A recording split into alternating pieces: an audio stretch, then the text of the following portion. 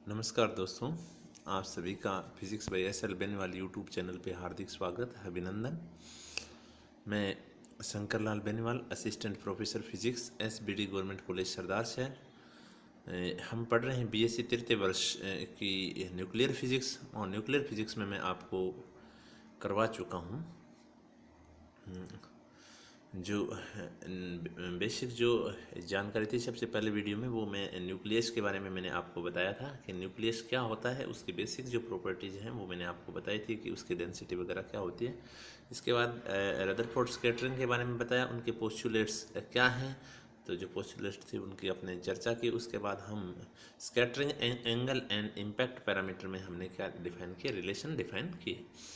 इसके बाद scattering angle and impact parameter की डेफिनेशन बताते हुए मैंने ये कहा कि जब आपका अल्फा पार्टिकल न्यूक्लियस के पास से क्या होता है, गुजरता है, तो उसके जो चेंज ऑफ डायरेक्शन के कारण मोमेंटा में जो चेंज आता है वो 2 mv sin θ/2 आता है, और उसकी डायरेक्शन होती है वो इंसिडेंट एंड स्कैटर्ड पार्टिकल से आपकी π-θ/2 होती है। ओके, और फिर मैंने आपको आवेग संवेग प्रमेय का सहारा लेते हुए मैंने थीटा एंड किस में रिलेशन डिफाइन किया था, बी में रिलेशन डिफाइन किया था, जो कि हमारे पास आया था बी प्रोपोर्शनल टू कोट θ/2, और ग्राफिकल इसका इंटरप्रिटेशन हमने किया था न्यूक्लियस का। इसके बाद अगला जो पिछला वीडियो था मेरा, उसमें हमने पढ़ा था रदरफोर्ड स्कैटरिंग फॉर्मूला ड्राइव करना हमने सीखा। तो उसमें मैंने आपको स्कैटरिंग क्रॉस सेक्शन के बारे में बताया। भी स्कैटरिंग क्रॉस सेक्शन πb² होता है, और किसी भी एटम के लिए टोटल जो स्कैटरिंग क्रॉस सेक्शन है वो n80 πb² होता है।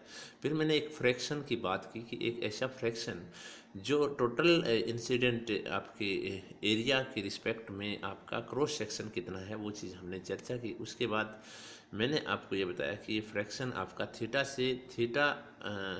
या थीटा से अधिक कोण पे स्कैटर्ड होने वाले अल्फा पार्टिकलों का फ्रैक्शन है। और अगर उसका आप डिफ्रेंशिएशन करें तो आपने theta and theta plus D theta के बीच आप क्या निकालते हैं, जो फ्रैक्शन है वो ज्ञात करते हैं। इसके बाद ये किया कि अगर इंसिडेंट पार्टिकल ni है तो उनके लिए टोटल फ्रैक्शन का मान कितना होगा, तो वो आपके पास रिजल्ट आया। और उसके बाद हमने पर्दे को इंक्लूड किया कि टारगेट से अगर r दूरी पे पर्दा है तो जो पर्दे पे थीटा एंड डी थीटा के बीच में जो कण बनेंगे वो एक रिंग के आकार के बनेंगे और रिंग में जाएंगे, और उस रिंग का जो एरिया है वो रिंग का एरिया हमने ज्ञात किया था 2πr² sin θ d थीटा। और अगर आपके पर यूनिट एरिया अगर आप स्कैटर्ड पार्टिकलों की संख्या अगर निकालें तो वो n थीटा, जो कि आपको क्या रिप्रेजेंट कर रही है, थीटा कोण पे प्रकीर्णित कणों की संख्या को रिप्रेजेंट कर रही थी। और रदरफोर्ड प्रकीर्णन सूत्र आपका आया। कौन कौन सी राशियों पे डिपेंड था वो सारी चीज़ें मैंने आपको ग्राफ से भी समझाई। अब आती है न्यूक्लियर प्रॉपर्टी, यानी न्यूक्लियस प्रॉपर्टी। हाँ, ये शब्द है बार बार, न्यूक्लियर नाभिक के गुणधर्म लिखा है मैंने, नाभिक के गुण, न्यूक्लियस प्रॉपर्टी आना चाहिए था। न्यूक्लियस प्रॉपर्टीज हम पढ़ेंगे। चार्ज, सबसे पहले हम चार्ज की बात करेंगे। आज छोटे छोटे बिंदु रहेंगे शानदार अपने। मैंने सबसे पहले वीडियो में बताया था कि किसी भी न्यूक्लियस को अगर x से रिप्रेजेंट करें, ये रिप्रेजेंटेशन ऑफ न्यूक्लियस है आपका, ओके। और इसमें जो एटॉमिक नंबर है वो यहाँ पे रिप्रेजेंट की जाती है, और जो आपकी मास नंबर है वो यहाँ पे रिप्रेजेंट करेंगे। और इसके अलावा यहाँ पे कई राइटर यहाँ पे क्या कर देते हैं, न्यूट्रॉन की संख्या भी रिप्रेजेंट कर देते हैं। तो टोटली आपका रिप्रेजेंटेशन ऑफ क्या है, आपका न्यूक्लियस है। अब देखिए यहाँ पे जो जेड नंबर है वो उसके स्थान को रिप्रेजेंट कर रहा है। तो जेड अगर आपको पता है तो जो टोटल आवेश होगा वो नाभिक में प्रोटॉन के कारण होता है केवल, तो प्रोटॉनों की संख्या भी है तो ये प्लस जेड ये चार्ज होता है किसी भी नाभिक से।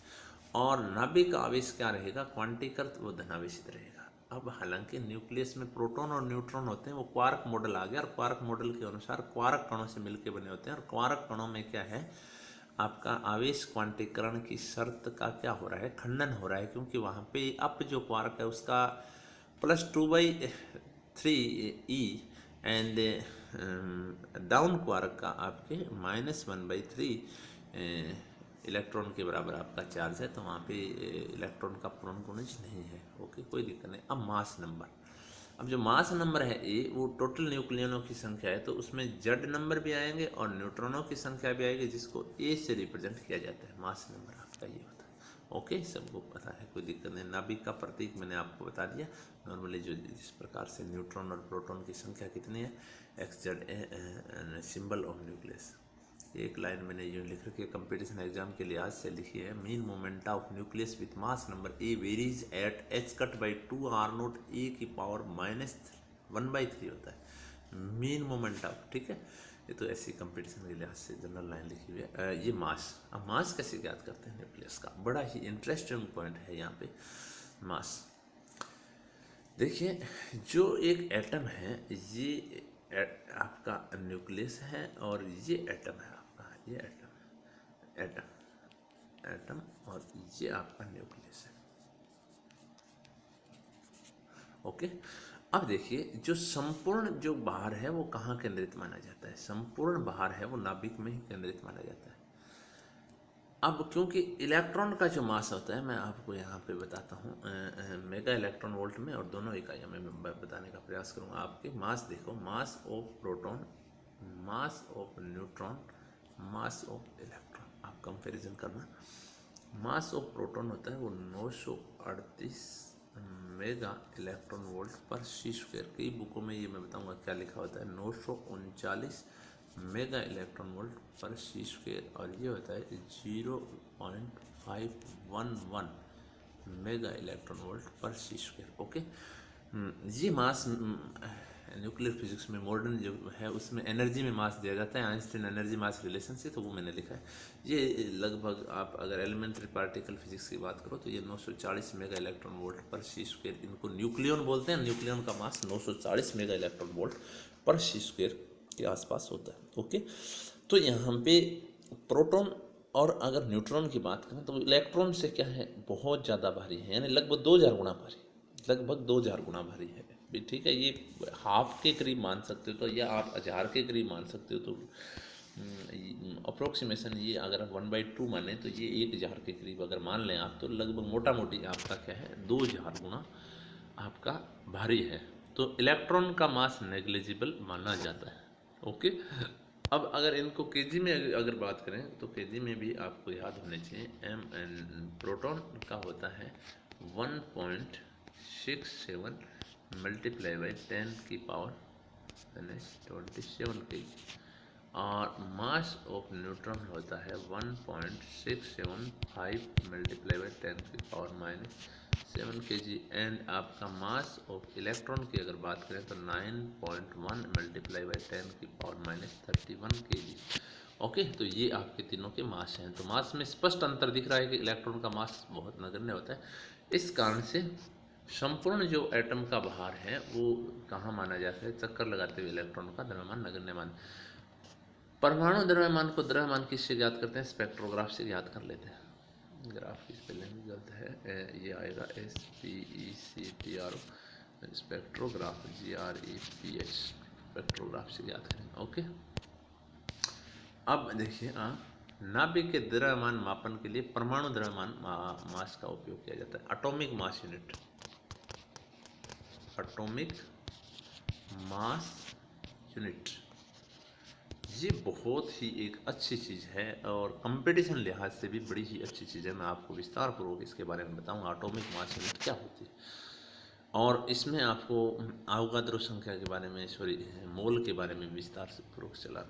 परमाणु द्रव्यमान मात्रक, एटॉमिक मास यूनिट क्या होता है, कार्बन 12 परमाणु लिया गया जिसके 12वें भाग, यानी उसका कौन सा अंश, 12वां अंश को परमाणु द्रव्यमान मात्रक कहते हैं। साधारण शब्दों की अगर बात करें, अब अपने अगर नॉर्मली शब्दों में की बात करूँगा, मैं देसी शब्दों की बात करूँगा, तो देखिए क्या है, ये आपने कार्बन लिया, कार्बन 12, ठीक है, ये कार्बन 12 है आपका। अब इसको आपने क्या कर लिया, इसका वेट कर लिया आपने, इसका वेट कर लिया, इसको तोल लिया, ये मान लें इसको तोल लिया आपने, इसका जो वेट आया उसका कितना गुणा कर दिया, 1/12 कर दिया, तो वो जो बाहर द्रव्यमान होता है उसको क्या बोलते हैं, एटॉमिक मास यूनिट। अब एटॉमिक मास यूनिट की परिभाषा से अगर आप फॉर्मूला देखें, कार्बन 12 परमाणु का द्रव्यमान का कौन सा भाग, 12वां भाग। अब हमें पता है कि 1 मोल कार्बन 12 परमाणु का द्रव्यमान कितना होता है, 0.012 kg होता है, या फिर आप कह सकते हो 12 ग्राम होता है। कितना, 12 ग्राम होता है एक मोल का। अब एक मोल की बात आए तो फिर कईयों के दिमाग में ये आती है कि मोल क्या चीज़ है। तो मोल होते हैं आपके अगर आप कार्बन के परमाणु या कोई भी मटेरियल लें, उसके अगर अणुओं की संख्या परमाणुओं की संख्या अवगाद्रो संख्या के अगर बराबर हो जाए तो वो जो मात्रा होती है वो क्या होती है, मोल होती है। तो जैसे आप ले रहे हैं, मान लीजिए पानी ले रहे हैं, तो पानी के मोलिक्यूल्स आप कितने इकट्ठे कर लें, इतने इकट्ठे कर लें कि उनकी नंबर है वो अवगाद्रो नंबर के बराबर है और बाहर अणु बाहर के बराबर हों, तो वो क्या कहलाता है, एक मोल के बराबर कहलाता है। या जिसका दूसरा नाम मोल का एक और डेफिनेशन भी मैं देता हूँ, ग्राम अणु भी कहा जाता है मोल को। क्या कहा जाता है, ग्राम अणु भी कहा जाता है। अब ग्राम अणु कहा जाता है तो इसमें अगर नॉर्मली कई बच्चों के सूत्र याद नहीं रहता, ग्राम में बाहर बटे में अणु बाहर होता है, वो भी मोल एक मोल के बराबर होता है। ओके, ये भी दिमाग में रख सकते हो आप। तो आपके पास आया कि एक मोल में जो संख्या है वो Na के बराबर है, तो एक कार्बन परमाणु का द्रव्यमान कितना होगा, एक कार्बन का इतना होगा। इसका 12वां भाग करना है तो इसका 12वां भाग एटॉमिक मास यूनिट के बराबर होगा, तो मैंने 1/12।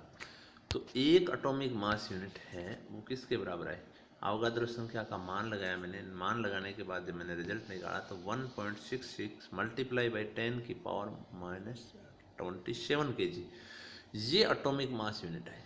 अब आजकल जो एनर्जी मास एनर्जी रिलेशन है आइंस्टीन का, E = mc²। अगर m का मान आप 1 AMU रख दें और c का मान आप रखते हैं 3 × 10⁸ और इसका वर्ग। ओके, तो ये जब हल करेंगे तो ये आता है आपका 931.5 मेगा इलेक्ट्रॉन वोल्ट।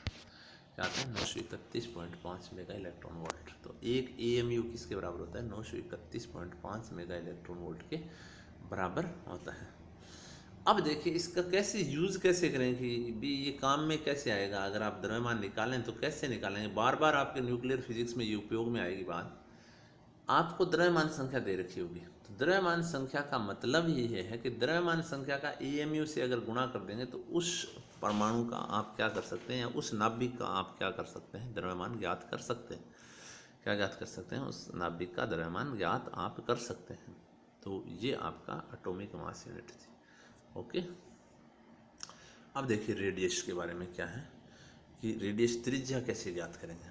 तो ये मैं आपको विस्तार पूर्वक इसके बारे में बताऊंगा कि किस प्रकार से ये फॉर्मूला डिराइव करेंगे, किस प्रकार से रिजल्ट आएंगे, नज़दीक नियरेस्ट रीच आपकी कितनी होगी, ये चीज़ हम पढ़ेंगे इस वीडियो में। देखिए क्या है रेडियस किसी भी न्यूक्लियस की डेफिनेशन कैसे देंगे कि जो न्यूक्लियस है उसकी डेंसिटी भी एक समान नहीं है। ये जो सेंट्रल पार्ट है उसकी डेंसिटी वेरी हाई होती है और बाहर जैसे जैसे जाते हैं वैसे वैसे डेंसिटी क्या होती जाती है, कम होती जाती है। तो जो न्यूक्लियस है उसमें डेंसिटी, आगे इससे अगला टॉपिक जो आएगा डेंसिटी का जो ग्राफ है वो इस प्रकार से आता है। तो यहाँ पे डेंसिटी का मान कितना हो गया, आधा हो गया। तो रेडियस के रिस्पेक्ट में जो ये दूरी है ये क्या कहलाती है, आपकी रेडियस कहलाती है। तो नाभिक के केंद्र से वो दूरी जहाँ पे घनत्व क्या रह जाए, केंद्र के घनत्व का आधा रह जाए, तो उसे नाभिक के क्या कहते हैं, त्रिज्या कहते हैं। अगर सूत्र की बात करें तो R = R0 A⁴ है। अभी आया कैसे, देखो मैं आपको बताता हूँ। यहाँ पे मैंने एक लिया अप्रोक्सीमेशन में लगा रहा हूँ। यहाँ पे अगर न्यूट्रॉन एंड प्रोटॉन का आकार समान मान लें तो इसकी त्रिज्या क्या मान लें, न्यूट्रॉन एंड प्रोटॉन का आकार समान मान लें और इसकी त्रिज्या मैं मान लूँ R0 है। तो एक न्यूक्लियन का जो आकार होगा वो 4/3 पाई R0³ हो जाएगा। क्या हो जाएगा, 1/R0³ हो जाएगा। अब न्यूक्लियनों की संख्या कितनी है, ए है। न्यूक्लियनों की संख्या ए है तो टोटल आकार, अगर बीच में स्पेस नहीं है, सारे न्यूक्लियन सटे हुए हैं या डेंसिटी बहुत ज़्यादा हाई है, तो आप सभी को पास पास मान लें, बीच में बिल्कुल स्पेस नहीं है, तो 1 × 4/3 पाई R0³ होगा, क्योंकि न्यूक्लियनों की संख्या ए है और एक न्यूक्लियन का जो वॉल्यूम है वो इतना है। तो टोटल ये किसका वॉल्यूम आएगा, ये आएगा आपके पास एटम का, न्यूक्लियस का वॉल्यूम। 4/3 से 4/3 पाई कट जाएंगे तो R = क्या है, R = आपके पास क्या आ गया, R = आया R0 A⁴ यानी इससे कम ही होगी रेडियस बस। तो R0 का मान आप प्रयोगों से जब ज्ञात किया जाए लगभग 1.2 1.3 फर्मी के आसपास आता है, 1.2 1.3। अब नाभिक की जो त्रिज्या का आकार होता है वो भी क्या, आर नोट का मान अगर फर्मी की कोटि का है तो वो भी किस कोटि का आएगा, फर्मी की कोटि का ही होगा। अब प्रायोगिक मान कैसे ज्ञात किया जाता है, नियरेस्ट रिच कैसे ज्ञात की जाती है न्यूक्लियस से, देखो कैसे ज्ञात करेंगे हम। रदरफोर्ड के अनुसार जब अल्फा कणों की नाभिक से टक्कर करवाई जाती है तो अल्फा कण नाभिक के शीध में आते हैं और 180 डिग्री पे क्या हो जाते हैं, स्कैटर्ड हो जाते हैं। क्लियर है। तो यहाँ पे ये आपका न्यूक्लियस और ये न्यूक्लियस और ये अल्फा पार्टिकल रहा, ठीक है, ये गया शीध में, ये वापस आ गया। ये नियरेस्ट रिच बोली जाती है इसको, नियरेस्ट रिच कितनी है, जिसको डी कह दो। अब जी अनंत दूरी पे था तो इसकी वेलोसिटी क्या थी, 1/2 mv² थी, यानी काइनेटिक एनर्जी इसकी थी। यहाँ पे टोटली ये इस क्षण के लिए जब ये इसके नियरेस्ट रिच पे पहुँचा उस समय इसकी टोटल जो पोटेंशियल काइनेटिक एनर्जी थी, यानी इसकी वेलोसिटी जीरो हो गई। वेलोसिटी जीरो होते ही इस पॉइंट पे v का मान जीरो हो गया। अगर v का मान जीरो हो गया तो काइनेटिक एनर्जी नहीं है, यहाँ केवल एनर्जी कंजर्वेशन से केवल कौन सी एनर्जी है, इसकी पोटेंशियल एनर्जी। और पोटेंशियल एनर्जी का फॉर्मूला देखें कि Q1 Q2 अपॉन क्या होता है R, तो R की जगह D आएगा तो K और अल्फा पार्टिकल में 2E आवेश और यहाँ ZE आवेश Q2 का मान बाई D आ जाएगा, आपका पोटेंशियल एनर्जी क्या आ जाएगी, D आ जाएगी, जो कि U आएगा। तो ये एनर्जी क्या हो जाएंगी आपकी, kinetic energy and potential energy क्या होंगी, बराबर होगी। अगर आप बराबर लिखें इसको, काइनेटिक एनर्जी इक्वल टू क्या लिखें, पोटेंशियल एनर्जी लिखें, kinetic energy equal to potential energy लिखें तो D इक्वल टू क्या आएगा, 2k/ZE² क्या आएगा E। तो जो नाभिक की रेडियस होती है वो इससे क्या होगी, कम ही होगी, ज़्यादा नहीं होगी, यानी R होगा नियरेस्ट रिच आपकी से क्या होगा, कम ही प्राप्त होगा। ओके, तो ये आपका जो रेडियस से फॉर्मूला था कि नाभिक की त्रिज्या का आंकलन किस प्रकार से करेंगे, तो चीज़ें आज हमने क्या पढ़ा वो दोबारा से देख लीजिए। मैंने आपको बताया न्यूक्लियस की जो प्रॉपर्टी थी, चार्ज, इसका मास नंबर, इसका सिंबल, इसका मास किस प्रकार से करें, एटॉमिक मास यूनिट क्या होता है, और किसी भी न्यूक्लियस की रेडियस का क्या फॉर्मूला होता है। तो ये हमने आज पढ़ा और इससे आगे हम अगले नेक्स्ट वीडियो में हम पढ़ेंगे। आज के लिए इतना ही, थैंक यू वेरी मच।